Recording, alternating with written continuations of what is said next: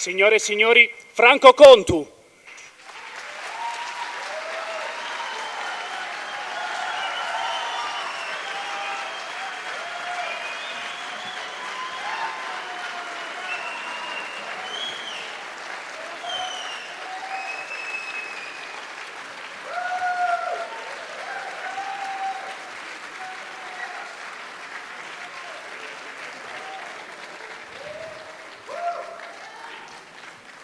Grazie. Si sente? Sì, grazie. Sì, arrivo. Allora, è un'emozione forte e intensa essere qui ora. Sono qui io, ma in realtà c'è ciascuno di voi e direbbe probabilmente le stesse cose che sto per dire. Oggi stiamo dando un senso all'impegno di questi anni. Oggi stiamo dando concretezza alla passione che ci ha portato fin qui. E come ho già detto, è arrivato il nostro tempo, il tempo a noi favorevole, e abbiamo un lungo elenco di cose da fare. E le faremo con la migliore persona a disposizione, per capacità e umanità. Sono un uomo che vive quotidianamente la realtà delle imprese. Ci si aspetterebbe da me riferimenti a quel mondo che ben conosco. Allora vi voglio dire che nella mia vita ho visto molti di quegli imprenditori alzarsi ogni giorno e darsi duramente da fare per pura passione, per amore, per la loro professione, per la loro attività e non solo per il profitto.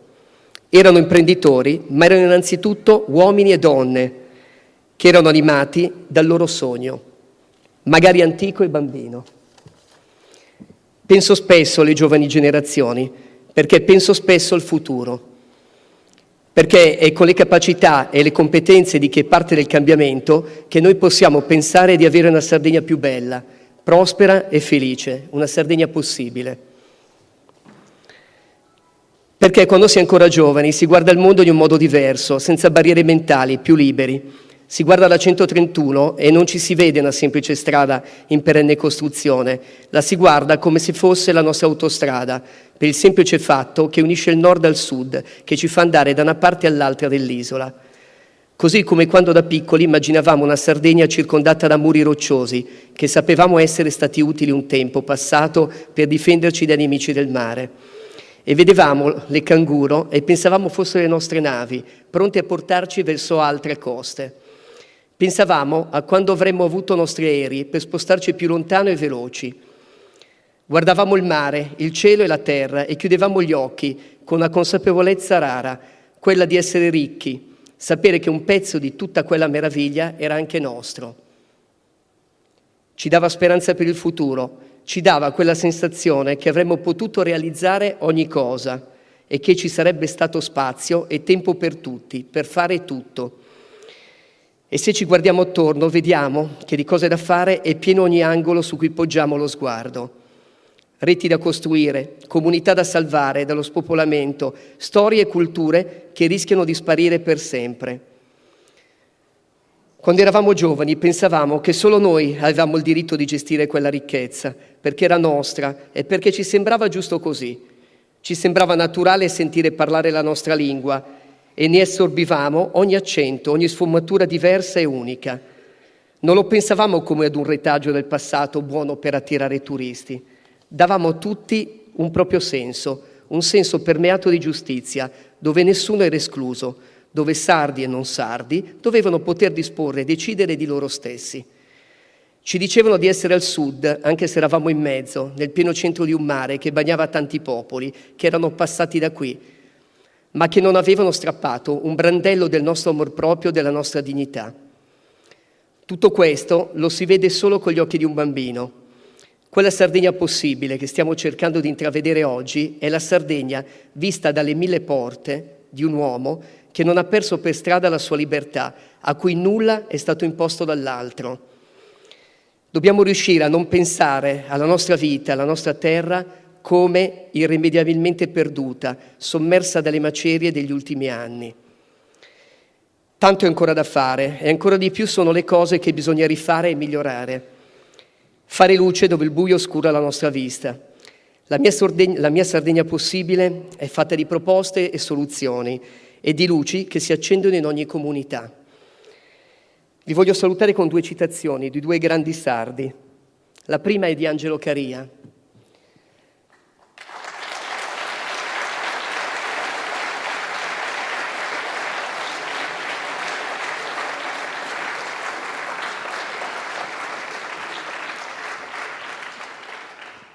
Angelo Caria scriveva così nel novembre del 95. Dovremmo avere il coraggio di stare nel gioco del mondo, di osservare l'enorme gamma di colori che compongono l'arcobaleno quando questo sorge dalle terre del pianeta. Dovremmo avere il coraggio di ritornare di nuovo a casa per trovare le radici di una nuova e moderna prosperità. La nostra casa è il posto comune a tutti noi, ma anche un luogo dello spirito che altri non hanno più. È la sede di una millenaria cultura dove trovare la forza di cambiare il presente.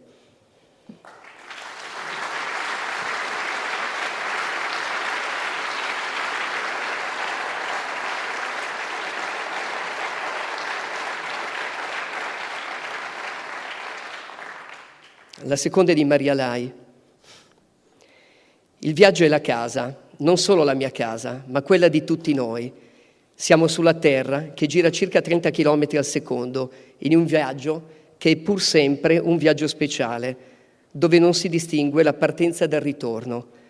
La vera nostalgia non è quella per un'isola, è l'ansia d'infinito. Grazie.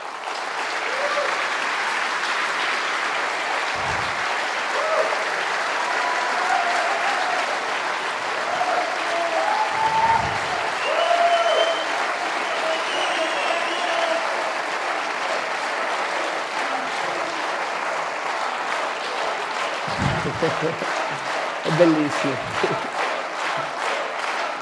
Allora, adesso però voglio chiamare qui, però ci deve essere un microfono, mi hanno detto. Voglio chiamare qui 2 persone speciali. Una è Bobore Bussa, un grandissimo, è la coerenza fatta persona, un uomo che aveva promesso dopo 2 anni e mezzo di mandato di dimettersi perché l'aveva detto e di lasciare lo spazio a qualcun altro. Lui l'ha fatto, è un uomo a disposizione della nostra comunità in modo totalmente disinteressato. E l'altro è Matteo Belluticca, che non è solo il coordinatore di Nugoro. Matteo è l'anima anche di questa festa, di questa bellissima festa.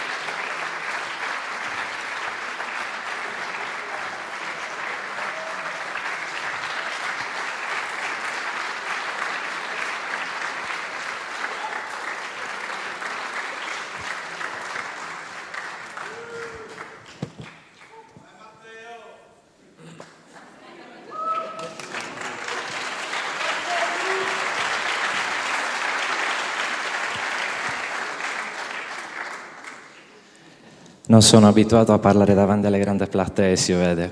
Io volevo ringraziare tutto il gruppo che ha reso possibile questa serata.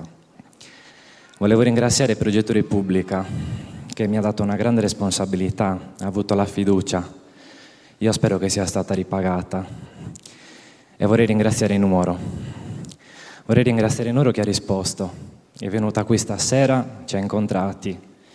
Non è solo un ringraziamento, però è anche una richiesta importante, perché per costruire la Sardegna possibile abbiamo bisogno dei sardi, abbiamo bisogno di sardi che pensino a una nuova cosa, un nuovo progetto, una nuova casa, che noi non abbiamo paura a definire col suo nome. Questa casa si chiama indipendenza.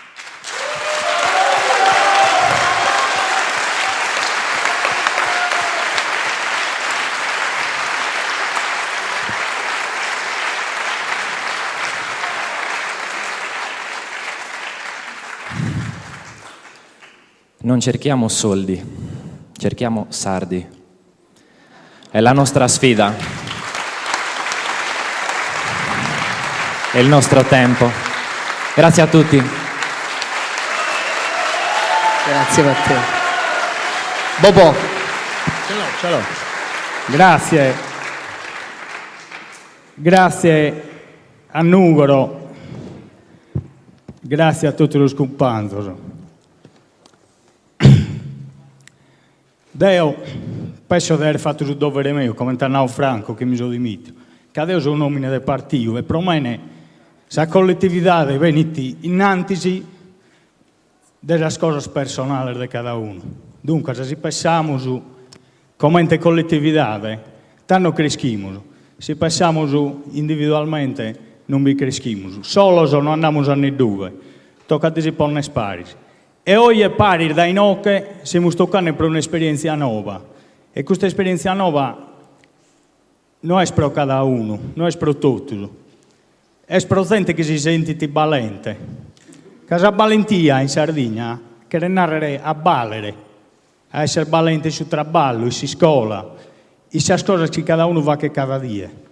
E dunque, per questo progetto, oggi abbiamo bisogno di valenti. Noi siamo valentiosi, tutti quelli che sono valenti sono benvenuti a lavorare in questo progetto. E dunque, siccome siamo valenti, sono sicuro che abbiamo a fare cose armane e valenti. Grazie a tutti e fino alla indipendenza. Grazie a Franco. E questo è Progress.